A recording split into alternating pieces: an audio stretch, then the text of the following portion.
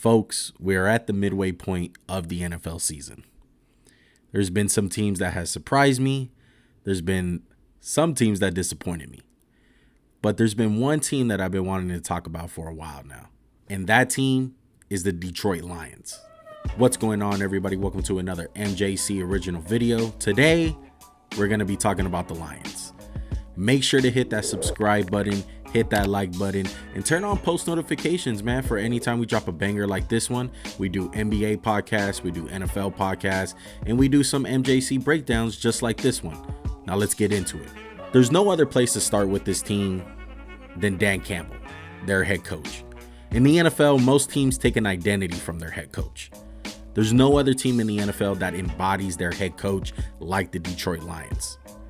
Like most things in Detroit, it didn't come easy, and it wasn't built overnight.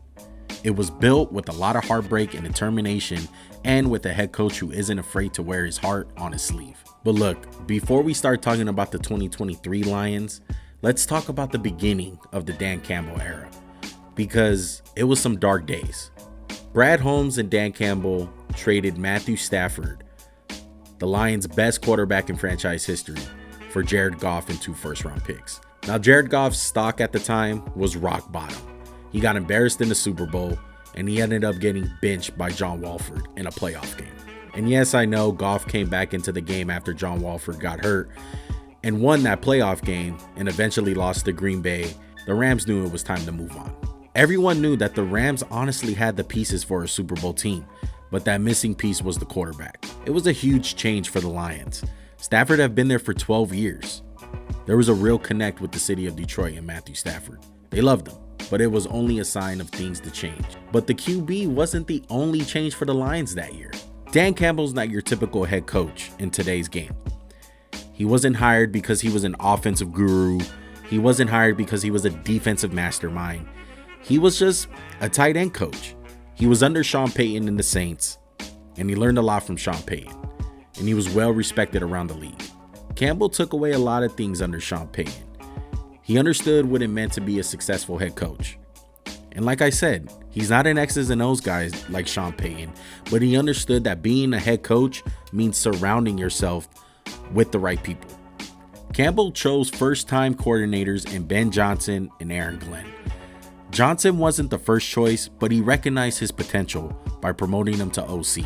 Aaron Glenn, a different story. He's a former player, relatively unproven coach, but yet Dan Campbell brought him in to be his defensive coordinator. At first, it was ugly, but Campbell's loyalty paid off as Aaron Glenn and the Lions defense has grown together. It's not just biting kneecaps with this guy. It's Dan Campbell's instincts in hiring, promoting, and even firing guys. To put it like this, Motor City Dan knows when to hold him and knows when to fold him. It was a rough start for Dan Campbell though. 0-10-1 to be exact. But some of the losses from the Lions, I'm not gonna lie, they were the most crushing heartbreak losses we have ever seen. Like in week 3 against the Ravens, everyone thought that the Lions were gonna win this game. At some point, they had a 99% chance to secure the victory. But the Ravens in this game end up converting a 4th and 19 somehow, and Justin Tucker winds up winning it for them with an NFL record 66-yard field goal that shattered the Lions' hearts. Just look at the disbelief in the Lions players, and especially Dan Campbell. It would only get worse from there. A couple weeks later, they're playing the Vikings, and they mounted up this crazy comeback against the Vikings, but choked the game away in the final moments again, losing on a field goal. This time, I'll let the clip do the talking. When you see your players give all that they have and you lose that way, it's tough. You know, you don't want that for them. So, but we'll be better for it. The words from his press conference would start to get through to the players. The genuine care from Dan Campbell makes you want to run through a wall if you're playing. That clip from Dan Campbell just shows how much he wears his heart on his sleeve. That's raw emotion right there. Later on that year, they will rematch the Vikings and get their first win, but sadly, they will end up going the year 3-13-1. But there was optimism going into the next year. The next year, they will start 1-6. But under Dan Campbell, they wouldn't quit. They will go on a huge run and bring their record up to 8-8. Entering the final week of the season, there was a slim hope of the playoffs, but those scenarios wouldn't work out for them, so Detroit had a meaningless game in Lambeau Field. But this game wasn't meaningless for the Packers. They needed to win this game to go to the playoffs. Detroit came in there and beat the Packers' ass, showing it was their time to be the top dog in that division. Hey, don't let these tears fool you. There's all dog around this mug. I'm good. So now that I've gave you the full context of it, let's talk about the present day. They just got done with their bye week and they're 6-2 entering week 10. They sit at top of the division for the first time in a long time, and their brand of football mirrors perfectly with the city of Detroit. It's rough, it's rugged, tough nose, never quit mentality. And you got to give credit to Brad Holmes for building this team from the inside out. Week after week, they win the battle in the trenches. Taylor Decker, Jonah Jackson, Penei Sewell, their offensive line is one of the best in the NFL. They have the talent, they have the pedigree, but most importantly, they have been together for years and they built that on-field chemistry. This year, the offensive rakes are top 10 in most statistical categories. Let's look at some of these huge lanes for David Montgomery and Jahmyr Gibbs. As you can see from this Raider game, they demolished the Raiders in the run game. Offensive coordinator Ben Johnson will then go to his bag and hit some play action, and he does a great job with just marrying the run to the play action game and the screen game. Teams will get so aggressive to try to stop the run of Detroit, and there goes Gibbs on the screen, Jamison Williams, Amon-Ra, St. Brown. They have an offense that can truly hang with anybody. Unlike the offense though, Detroit's defense last year was fucking pitiful. Look at the defensive ranks for 2022. It's almost dead last in a lot of categories. But in 2023, this year, they have flipped the script on people. Lions fans were calling for Aaron Glenn's head, and they were warranted. They did not look good on D last year, but the Lions and Campbell kept faith in Aaron Glenn, and they have reaped the rewards from that. The improvements have been across the board, but again, like on offense, the success starts from the trenches. Yeah, we know how good Aiden Hutchinson is, and he's a stud, but I want to highlight Aleem McNeil, one of my favorite guys coming out of the draft.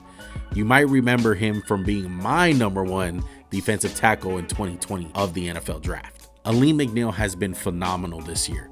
He's already on track to have at least 8 sacks this year, with about 40 quarterback pressures. I love the way how he's so aggressive in the run game and just swim moves blockers to get to the ball carrier. And I love the fact that you don't have to take him out on third downs. He's an actual threat to rush the passer, and that's a great ability to have as a defensive lineman, his size. And their roster, to be honest, is just full of guys like Aleem McNeil. Guys who came after the first round. Brian Branch, Sam Laporta, Amon-Ra St. Brown, Kirby Joseph, Malcolm Rodriguez, the list goes on. Brad Holmes and Dan Campbell have not only drafted extremely well, but they have developed extremely well. You take a guy in Jared Goff, he's been playing fucking lights out. The best that he has at any point in his career. And let's be honest, Jared Goff, I know people may hate him and he's goofy looking, but he's playing like a top 10 quarterback this year. And when a football team builds a culture like this, it's so attractive to other NFL players. And I mean draft wise and free agency wise. You know you're going to have fun. You know the coaches are going to work your tail off, and you know you're going to develop your game there. And look, I know the elephant in the room. You're going to say the Lions got their ass kicked by the Ravens. But let's be honest, the Ravens have been kicking a lot of people's ass this year. And I feel like it was just a hiccup in the Lions season. But as far as them in the NFC goes, I feel like they're in that elite tier with the Philadelphia Eagles and with the San Francisco 49ers. You may think I'm crazy, but the Lions have the recipe right now. They got great coaching. They got a great GM. They draft really good. And their defense and offense are built from the inside out. You're always going to have to be winning that battle in the trenches. And that's why I think the Detroit Lions are a true Super Bowl contender. All right, everybody, that's going to do it for today's video. Tell me what you think about the Detroit Lions. Am I tripping? Am I too high on the Lions? Let me know in the comment section. Make sure to hit that subscribe button, hit that like button. We greatly appreciate it. Like I said, we do NBA podcasts, NFL podcasts, and we do videos like this, like MJC Originals with the breakdowns. All right, we'll see you guys next time. Peace.